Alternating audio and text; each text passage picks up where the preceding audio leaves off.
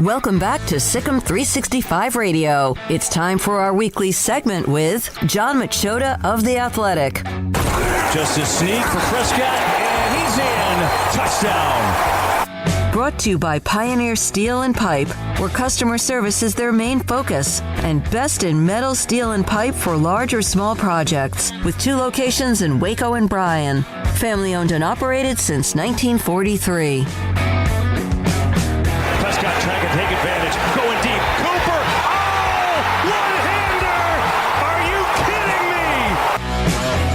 me? The 5 o'clock hour is brought to you by Edward Jones and financial advisor Cam Heathcott. Edward Jones, making sense of investing. Now here's David Smoak, Paul Catalina, and Craig Smoak. All right, here we go. This 5 o'clock hour. We're going to take a ton of your calls and text messages after this up until the top of the hour at 6. Paul's top 5 in about 50 minutes or so as well, joined by John Machota. TheAthletic.com, and a couple of questions or so about the Cowboys. All right, I'll let Paul, we'll go in reverse order, let you ask him about Dak. Tell us a little bit, John, about the value that Malik Hooker might bring to the table.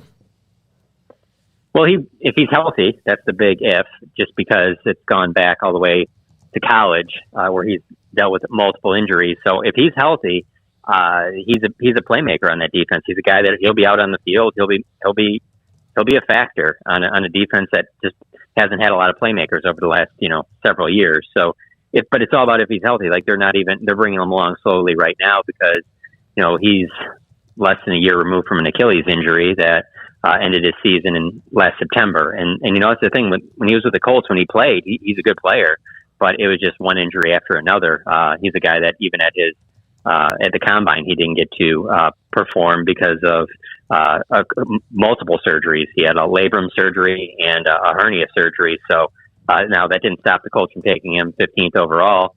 But if he stayed healthy, I believe he'd still be with the Colts right now. But it's just been one injury after another, and so that's the thing where the doubt creeps in when you're an onlooker of this team and trying to predict what kind of impact he can have.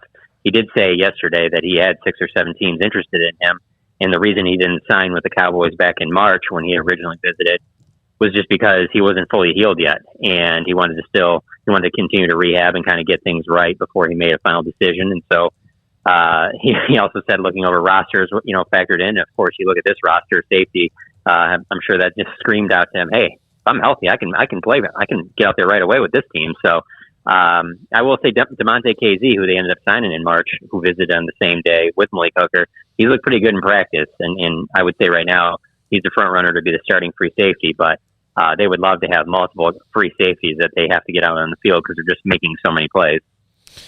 John, does Dak Prescott's injury, however minor, accelerate the need for a veteran backup with more experience? I don't think this one does. If it was a little bit more serious, I think that it probably would. But it just doesn't seem like from whoever you talk to out here that it's anything that's really alarming. It's the fact of the reason he didn't do anything. Well, he did individual stuff and worked off to the side in today's practice, but he didn't do any throws with his throwing arm because they're trying to rest it for the next 2 or 3 days and kind of see where it is from there.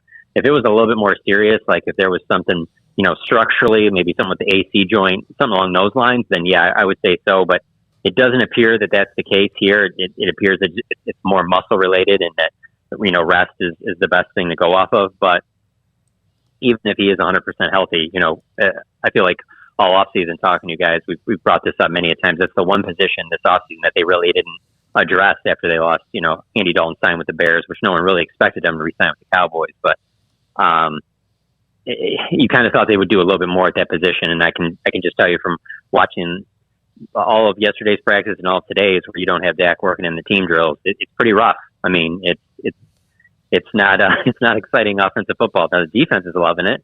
But the big plays are few and far between. So there's a significant drop-off between Dak and Garrett Gilbert and Cooper Rush and Ben DiNucci, that's for sure. So if he was to suffer some type of a more serious injury, then yeah, backup would have to be addressed by adding somebody from another team. Is it frustrating to the skilled people who are trying to make the team like that third or fourth, fifth, or sixth wide receiver? Probably is a little bit. 'cause especially right now, they're getting more playing time than they probably even advantage, because you got CD Lamb, who isn't going to practice out here. He's probably not going to. He started out the camp on PUP, and so he's going to go back to Dallas, and that'll probably be when he starts practicing. So he's just been working out to the side. And then Michael Gallup flips over the fence the other day, and I don't know if it's an ankle sprain, but he just kind of tweaked his ankle a little bit. And so he hasn't practiced the last 2 days. And so those are two of your top three wide receivers right there. So it's opening the door for more reps for some of these other guys. And one guy that particularly has stood out that I didn't really have my eye on coming into camp is Malik Turner. But even with him standing out, there's only so many receiver spots, and it just seems like it's going to be really difficult with not only what the Cowboys receivers do on offense, but guys like Cedric Wilson, Noah Brown, what they also bring on special teams. It's going to be hard to beat one of those guys out to begin with. So if CD, Amari, and Gallup are all ready to go when the season starts, there's not going to be much room for anybody else behind Noah and Cedric Wilson anyway. I right now, I predict it'll be those five, and then I think that they'll end up keeping that Semi Fehoku that they drafted out of Stanford. I think that they'll end up keeping 6 receivers. So even with all of this, it was going to be hard for some of these other guys on the bottom of the roster to make it at that position. How much have you seen of Dan Quinn's defense now that, most everybody's out there? I know Tank's not there yet, but about the differences maybe between what Mike Nolan was trying to do and what Dan Quinn is going to do? Yeah, the one that automatically catches your eye is just how much you do see 3 linebackers out there with Jalen Smith, Leighton Vander Esch, and Micah Parsons. And when those 3 are out there together, one of either Parsons or Jalen Smith are pretty much a designated pass rusher. So that's something a little bit different than what we had been seeing. And now obviously drafting Micah Parsons opens the door for that, because he can, do a variety of things. And, Leighton Vander Esch is healthy right now and moving around. He looks very good out there. He said right now he's as healthy as he's ever been, being drafted by the Cowboys. So it is interesting to see all those linebackers out there, because, once the season starts, you anticipate them being in a lot of nickel and dime, where you only got 1 or 2 linebackers on the field. It seems like they're trying to find ways to get all 3 of them out there. That would be the biggest thing that has kind of caught my eye. The back end is the back end. There's not been a lot of changes there.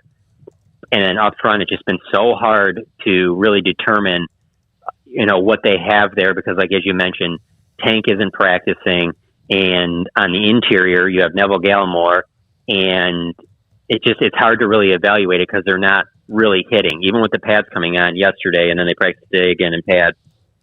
It's just really hard to evaluate that defensive tackle spot when they're not really tackling to the ground and getting sacks, and they kind of have to hold up and they get to the quarterback. So it's one of those things where I don't think we'll really know a good amount until we get into some of these preseason games, because defensive tackle, to me, especially with them adding Hooker, it moves over now to where defensive tackle is the number one position of concern, where what are you going to have there? Tristan Hill's a guy that he continues to work off to the side, and he's a guy that could potentially start the season on PUP. So defensive tackle will be probably the number one position group I'll be watching during the preseason, just because we're just not getting a lot of it out here. There were periods when the team would practice out here with Jason Garrett where they would go pretty hard in some of these red zone drills and things like that and tackle, but Mike McCarthy has made it clear that they will not be doing that in this camp.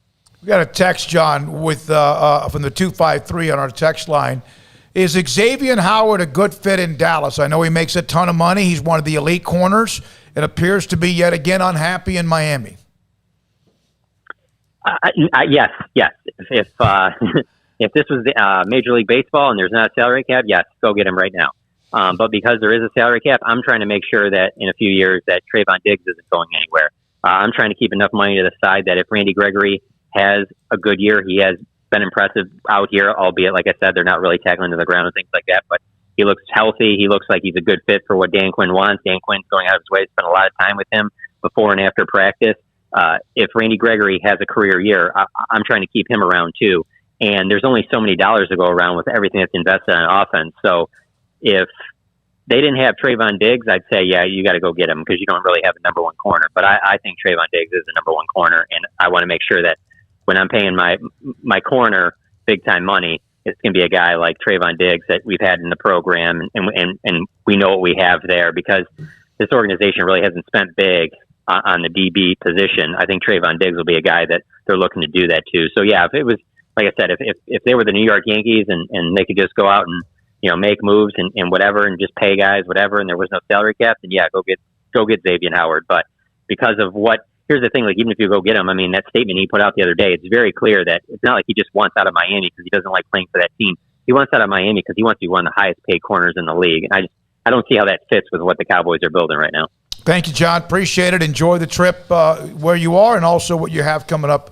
Cowboys play in Canton, Ohio soon. In the Hall of Fame, of course, 3 players, Drew Pearson, Cliff Harris, and also Jimmy Johnson will be going in. When we come back, we have not been able to get to your text or phone calls because of guests that we have that hopefully you enjoy them, but that's